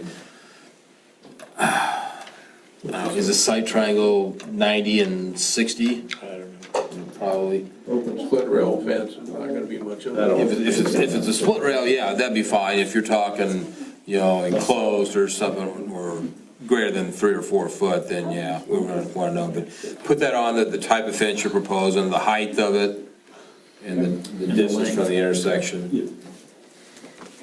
Sounds good. And is that something that you would like to see ahead of the next meeting? Submit it to your desk is what I'm saying. Definitely. Submit it to me as soon as possible, then we can get that to the board for our next meeting, yeah. Gotcha. Yep, we need that before then, yeah, don't bring it, yeah, submit it to me. If you put a fence along there, that we won't be mowing right up next to it, so you're gonna have to maintain all around it underneath it. Yeah, that is true. However, it would be clean and definitive on, we would not be responsible for anything in the obstructing path or whatever, if the fence is back on the personal side, on the personal property. I would make one comment on the display area. Last month, we approved JYS and their office building. Well, that is a display of what he does. So his whole building that we approved This is display. Yeah. is a display. Well, and Lance will cry foul ball anyway, because right down the road, Stan's got all kinds of stuff out in the, Yoder. Yep. No, clean her up, and we'll take a really closer look at it. Thank you very much for your time. Nope, appreciate your patience. So, okay, Chair's I'm gonna try to state this, and you kind of help me out here. So we're gonna continue the public hearing on this case until July, what is July? 16? 16? Here, we gotta do place, time. Yeah, yes. Okay, so it'll be continue the public hearing on this case to July 16 here at the Public Works Center at 4:30 PM. So that'll be the motion, so if you guys All want. right, I would make a motion that we continue the public hearing on case number 2026-04 till our next meeting on July 16th. The meeting to be held at 4:30 PM at the Public Works Building in South Hutchinson. Second. Okay, staff, any discussion on that? Any additions? Staff, you want to call the roll on that motion, please? Nisley? Yes. Strand? Yes. Schaefer? Yes. Seltzer? Yes. Macklin? Yes. Martin? Yes. And Gertson. Yes. We'll see you next month, Sam. Thank you for your patience again. Appreciate it. Okay, is there any other business to be brought before the planning commission?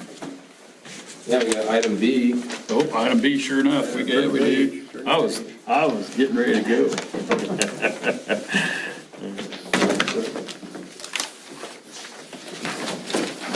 discussion and possible action on setting a public hearing date on proposed text amendments to Article 10, parking regulations, Article 11, off-street loading regulations of the zoning regulations.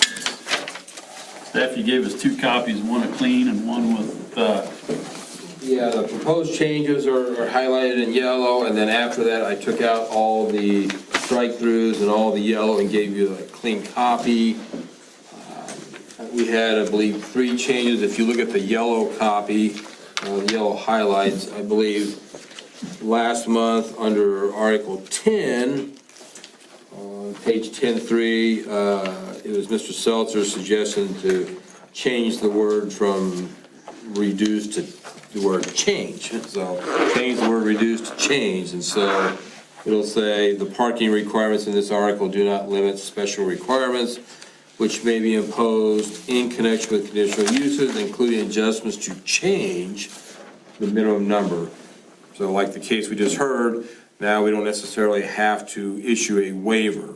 That word, I would hope, would give us the flexibility to modify our regulations without formally having to issue a waiver from the parking requirements.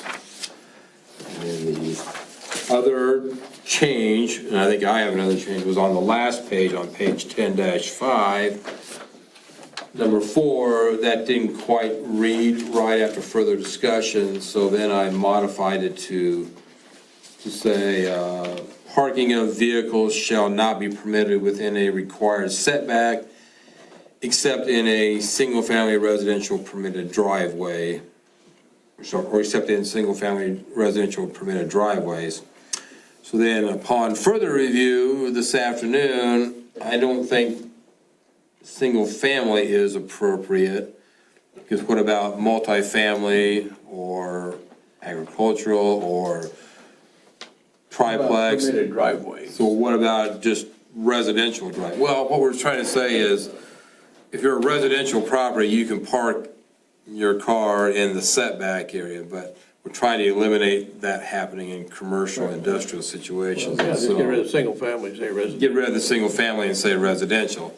So does that meet the board's liking on that? Does that make sense? We just say except in a residential permitted driveway.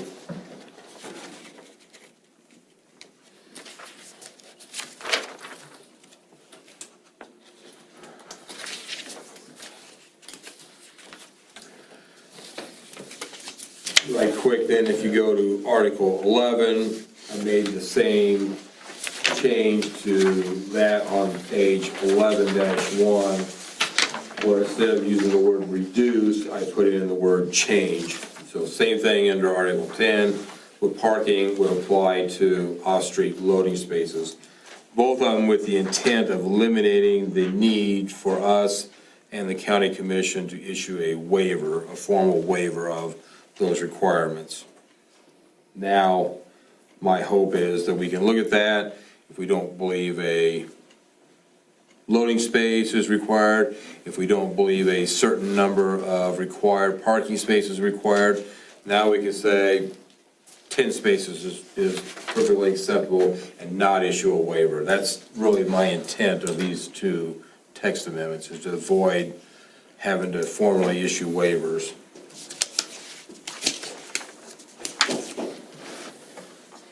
good.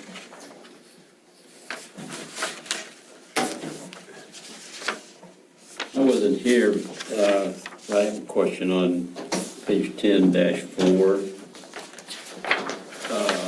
under 105, the first paragraph, number 1, the all required off-street parking spaces shall be maintained in good condition. That's all struck. I think I kind of understand that, but are we just saying we don't care anymore, or is it because we don't really have any enforcement or code patrol or? Yeah, yes to the second. I'd say, we care, and I know what you mean by that, but yeah, we care, but it's more about the enforcement. I mean, we're not out there trying to say that a property owner has to maintain their driveway to their business in good condition. It should be expected of that property owner to do that. And then again, we're not in the business of making sure that there's no weeds in the driveway and the dust and the trash is all picked up. We don't have those types of regulations that we can go out there and cite somebody because there's trash in the driveway. So it's more about, we don't have those types of nuisance code regulations, and we don't have the staff to go around and monitor and make sure that people's, commercial driveways are free of potholes. I understand the challenge, but to me, it's not unlike the situation we just discussed, where, you noticed this a few years ago, and it's just been a growing problem, and we do have something in the code somewhere that says planning and zoning can tell you to do something about it. And so it feels like to me we're sort of just throwing in the towel on this issue, and unless there's something somewhere else that says we can address the safety of the situation, if nothing else. Or In that case, it's more about operating a business without a conditional use permit, more about land use, I think. Everything in here talking about weeds and dust and trash, those are more nuisance codes. And the county doesn't have nuisance codes, and so I'm not going after a person that has trash in their yard. I'm not going after a person that has weeds or tall grass. Those are nuisances. The county has not adopted nuisance codes. And so, to me, those types of concerns need to be put in nuisance codes, not in zoning regulations, and so that's why I'm proposing to eliminate that. Doesn't mean that we don't care, and it shouldn't be taken care of, but yet, where's our enforcement on something like that? To me, this is a nuisance code that was put in zoning regulations that should never have been put in there to begin with. I understand that. I was wanting to hear it. I don't necessarily like it because frankly, I think we do need some kind of nuisance, something somewhere. Well, I could agree with that somewhat too, but the current situation is, we don't have nuisance codes and. One-man planning and zoning department, he can't be an enforcement person either, so. The establishment of nuisance codes, that would be a county commission action, right? Yeah. That's outside of our lane. We could recommend it would be impossible to enforce with a county this size. Well, like the guy in Medora, how were you approaching him? Salvaging, operating a salvaging business. Okay. So, yeah. Yeah, which that's getting cleaned up too. Yeah. so. Is it? Yeah. Oh, really? Okay.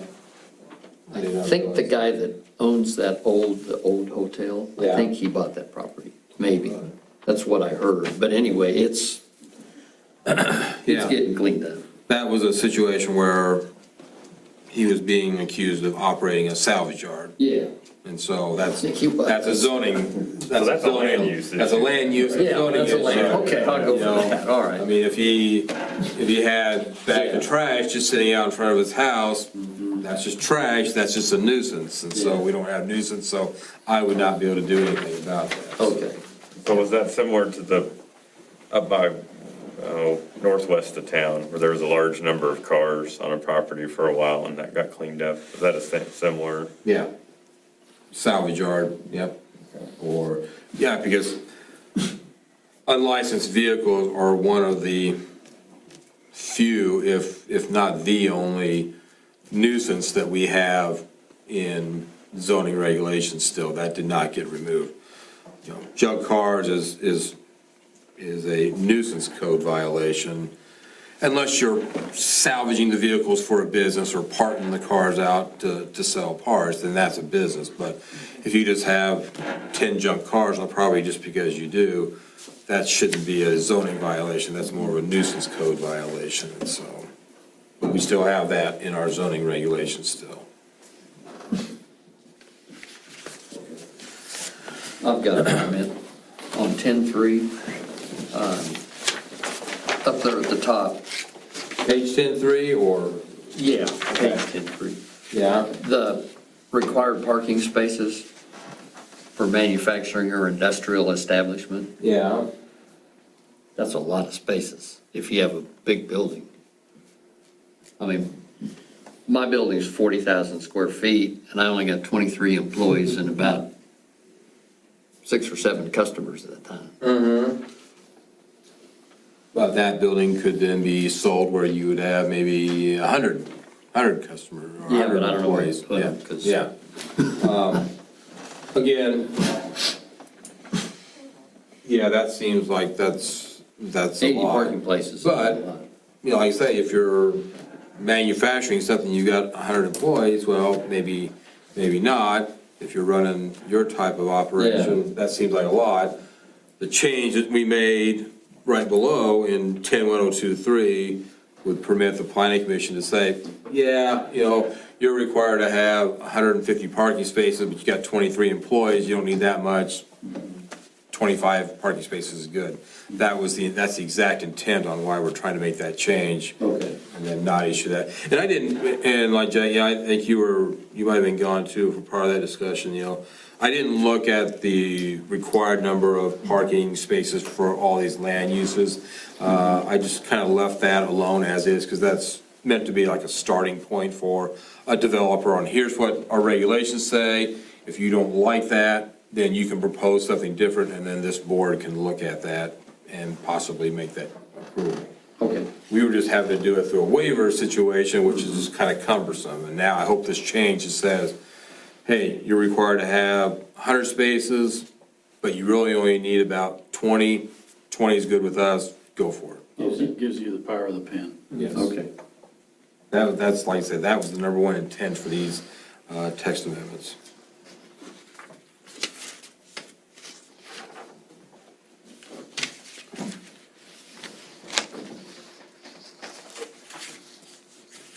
Anything else? Or- I'm good with these. Anybody else have any questions or comments? So we need to set we need a motion to accept them, and then we, wouldn't that same motion create a time and The board date? has always moved to accept the changes as we discussed, with that one removing single family and just leaving it as residential. If you want, the board would move to accept these changes as presented by staff. And would that be at the July meeting then also? That'll be That'll be the second motion, and we can discuss that after. That'll be the second motion we would make, but I'll have some comments before you do that motion. You always have comments. I've known that before, I've been told that. Certain people. This is suspense. So Chair will entertain a motion on the text amendments. Mr. Chair, I move that we accept the proposed text amendments to Article 10 and Article 11 presented by staff, including the one change that we've discussed here tonight. Second. Been moved and seconded. Any discussion? Staff, you want to call the roll? Nisley? Yes. Strand? Yes. Schaefer? Yes. Seltzer? Yes. Macklin? Yes, Martin? Yes. And Gertson. Yes. Okay, tell us about your plan for a public hearing. So, as you may recall. Auditorium or what? Yeah. So, do public hearings for text amendments, same as a conditional use permit, 20-day notification in the newspaper. It requires me to send notification to all of the cities and all of the township boards that are affected by the zoning regulations. So obviously, out west, we're not sending them notices. There's a lot of notices to send out, public hearing notice prepared, so really, the July public hearing date is really too close to it, because, we're already, June 18th, July 16th is our next meeting. That timeline is pretty close, and I don't know if this is super imperative that we get this done, so my preference would be for the board to make a motion to set August 20th, 2026 at 4:30 PM as the public hearing date. That will give myself and Liz time to get the notices out to the township and also to the cities. Notices don't go to property owners on text amendments, but then we would also put these proposals out on the website for people to view if they have any questions at that point. And so that's a lot of work to get done, in amongst trying to keep up with the cases that we're doing. So if you can give me that leeway, I would greatly appreciate it. Only 1 month, that's good. Yeah, we'll give you 60 days. Thank you, I appreciate it. You are so Seeing kind. how you're gonna be more or less unsupervised for that time, so. Is that date okay with you, Don? easier on you. Don, is that date okay with you? It's okay. You can make that work. Yeah, chair, at this point. All right, Chair will entertain that motion. Mr. Chairman, I would move that we set a public hearing date of August 20th on the proposed text amendments to Article 10 parking regulations and Article 11 off-street loading regulations and zoning regulations to be held at 4:30 PM at the Public Works Building in South Hutchinson. Second. Been moved and seconded, any discussion? Seeing none, staff, please call the roll. Nisley? Yes. Strand? Yes. Schaefer? Yes. Seltzer? Yes. Macklin? Yes, Martin? Yes. Gertson? Yes. Perfect. Now, I'm ready for other business. Mark, I think you said you had some other business. I just have one item, board. This is the time of year, even though it's only June, that we put out advertisements for planning commission members. As you may or may not know, this is Russ's last year as planning commission. He's termed out, and so we will need to appoint a new member. Just today or late last night, I know the advertisement's out on the website, and it'll soon be put out on social media. So if you know of anybody that might be interested in succeeding Russ, not necessarily as chairman, but succeeding Russ on the planning commission, encourage them to go to the website and apply, or contact me and I can get them the application. The person is eligible to be in the city or in the unincorporated area of the county. We just have 2 people right now that are inside the city limit, and we can have 3 maximum inside a city limit boundary. So pretty much any citizen is eligible to do that. And I would remind you, if you do talk to anybody, to say that the county commission is the governing body that makes the decision on who is appointed. It doesn't have anything to do with staff, doesn't have anything to do with you as a board.